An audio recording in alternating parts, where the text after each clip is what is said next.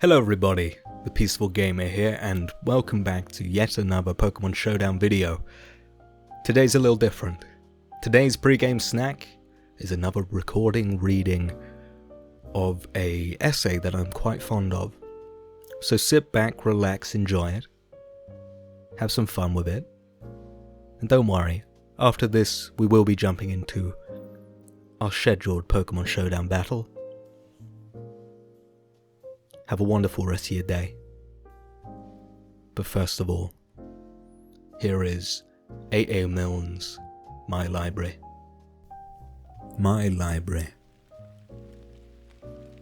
When I moved into a new house a few weeks ago, my books, as was natural, moved with me. Strong, perspiring men shoveled them into packing cases and staggered with them to the van, cursing Caxton as they went. On arrival at this end, they staggered with them into the room selected for my library, heaved off the lids of the cases, and awaited orders. The immediate need was for an emptier room. Together we hurried the books into the new white shelves and awaited them, the order in which they stood being of no matter, so long as they were off the floor.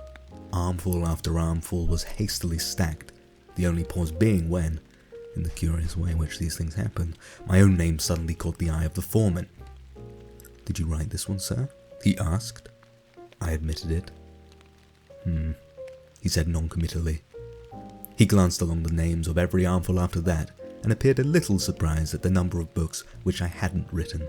An easygoing profession, evidently. So we got the books up at last, and there they are still. I told myself that when a wet afternoon came along, I would arrange them properly. When the wet afternoon came, I told myself that I would arrange them one of these fine mornings. As they are now, I have to look along every shelf in search for the book which I want. To come to Keats is no guarantee that we are on the road to Shelley. Shelley, if he did not drop out on the way, is probably next to How to Be a Golfer Through Middle-Aged. Having written as far as this, I had to get up and see where Shelley really was. It is worse than I thought. He is between geometrical optics and studies in New Zealand scenery. Ella Wheeler Wilcox, whom I find myself to be entertaining unawares, sits beside Anarchy or Order, which was apparently sent in the hope that you will become a member of the Duty and Discipline movement. A vain hope, it would seem, for I have not yet paid my subscription. What I found out by an English governess shares a corner with the recreations of a country parson. They are followed by Villette and Baedeker's Switzerland. Something will have to be done about that. But I am wondering what is to be done. If I gave you the impression that my books were precisely arranged in their old shelves, I misled you. They were arranged in the order known as all anyhow. Possibly they were a little less anyhow than they are now, in that the volumes of any particular work were at least together. But that is all that can be claimed for them. For years I put off the business of tidying them up, just as I am putting it off now. It is not laziness, it is simply that I don't know how to begin. Let us suppose that we decide to have all the poetry together. It sounds reasonable. But then Byron is 11 inches high, my tallest poet, and Beatty, my shortest, is just over 4 inches. How foolish they would look standing side by side. Perhaps you don't know Beatty, but I assure you that he was a poet. He wrote those majestic lines. "The shepherd swain on whom I mention made, on Scotia's mountains fed his little flock. The sickle, scythe, or plough he never swayed. An honest heart was almost all his stock." Of course, one would hardly expect a shepherd to sway a plough in the ordinary way. But Beatty was quite right to remind us that Edwin didn't either. Edwin was the name of a shepherd swain. "And yet poor Edwin was no vulgar boy," we are told a little further on in a line that should live. Well, having satisfied you that Beatty was really a poet, I can now return to my argument that an 11-inch Byron cannot stand next to a 4-inch Beatty and be followed by an 8-inch Cowper without making the shelf look silly. Yet how can I discard Beatty? Beatty he wrote, "And now the downy cheek and deepened voice gave dignity to Edwin's blooming prime." You see the difficulty. If you arrange your books according to their contents, you are sure to get an untidy shelf. If you arrange your books according to their size and colour, you get an effective wall, but the poetically inclined visitor may lose sight of Beatty altogether. Before then we decide what to do about it, we must ask ourselves that very awkward question: why do we have books on our shelves at all? It is a most embarrassing question to answer. Of course, you think that the proper answer is, in your case, is an indignant protest that you bought them in order to read them, and that Yon put them on your shelves in order that you could refer to them when necessary. A little reflection will show you what a stupid answer that is. If you only want to read them, why are some of them bound in Morocco and half-calf and other expensive coverings? Why did you buy a first edition when a 100th edition was so much cheaper? Why have you got half a dozen copies of the Rubaiyat? What is the particular value of the other book that you treasure it so carefully? Why the fact that its pages are uncut?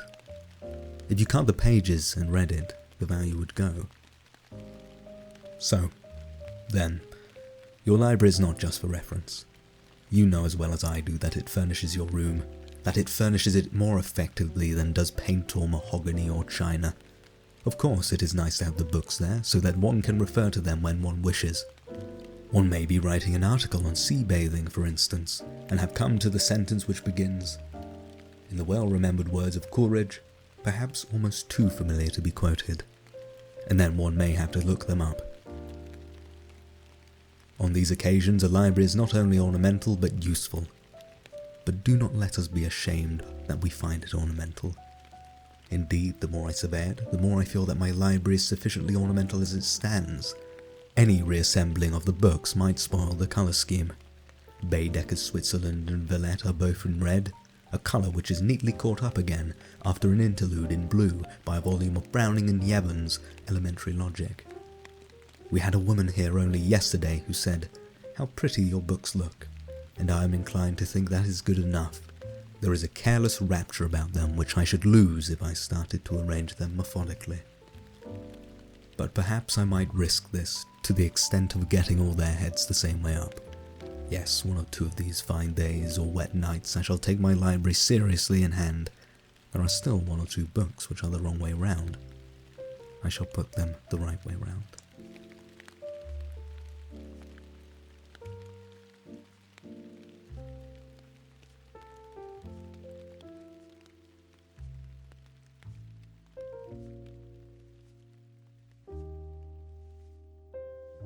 Right, and here we are, we're in a Malamar Showdown Gen 3 Pokemon battle. We've got a Blastoise versus my Fearow, who's got a choice band. Let's see what Blastoise damage I can do. I don't think flying does much against that fella. Do I have any electric moves? Thunderbolt under the Lapras, which might be a defensive one. Got leftovers there. What's the defense like on Lapras? Not amazing, not amazing. So, let's have a look. Blastoise. Yeah, the flying isn't incredible, but the attack's quite good. Just general attack. Is there a defense alright? A 100. Could do quite a bit of damage there, I believe. And then we've got Lapras, who is probably quite allergic to water. Resists water, even. I'm interested in trying this. I know the base power's not great, but I'm a normal flying. I could do a normal attack, which is slightly better if this guy is not resistant. Let's try it. Okay. Maybe I should have known that they would have have such a move.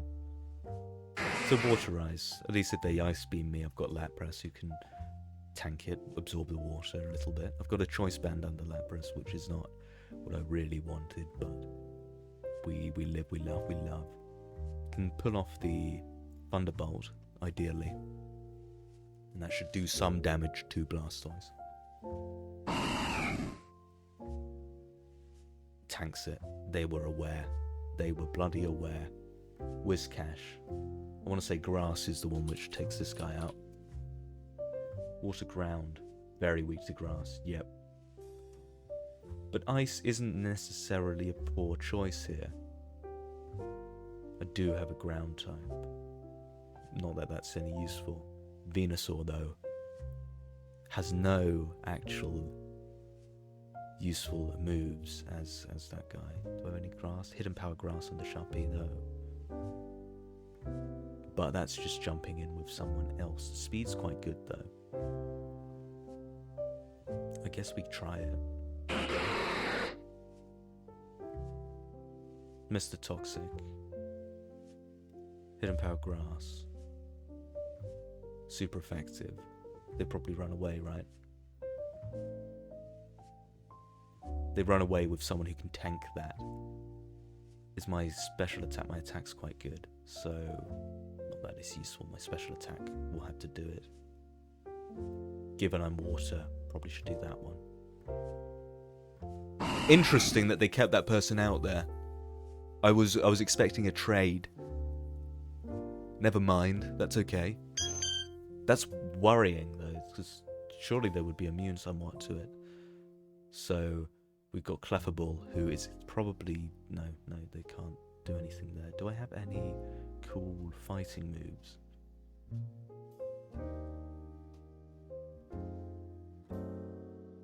Don't know if I do. Clefable. Let's just get a good read. Kelfable. That's not what I wanted.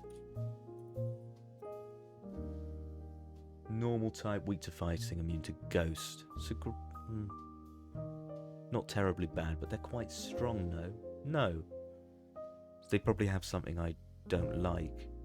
So who can tank those attacks? Venusaur can. Well, that's bloody annoying. So paralyze means my speed's down. Which is okay. Oh! Lovely! We get a nice win there. And we count that. What a lovely, peaceful game. I hope you had a lovely time watching that. I'm trying to keep it as true as possible. I'm recording every one of my Pokemon Showdown games. And sometimes I might record a second one after this, but, you know, I'm a bit busy today, so I'm going to jump on to my next thing to do. But yeah, I hope you had a lovely time watching that fight. It was very peaceful, it was very gamer. We took their wish cash out with a water move, which is a bit questionable, but we make do. I think otherwise I did okay, other than the Thero, who I really should have traded out. But I wasn't to know that they had an ice attack. I don't think, anyway. Anyway, we're a peaceful gaming clan. That's what we are. And so, I'm gonna go do my daily chores. And you have a wonderful rest of your day. Remain peaceful. Keep on gaming. Bye-bye.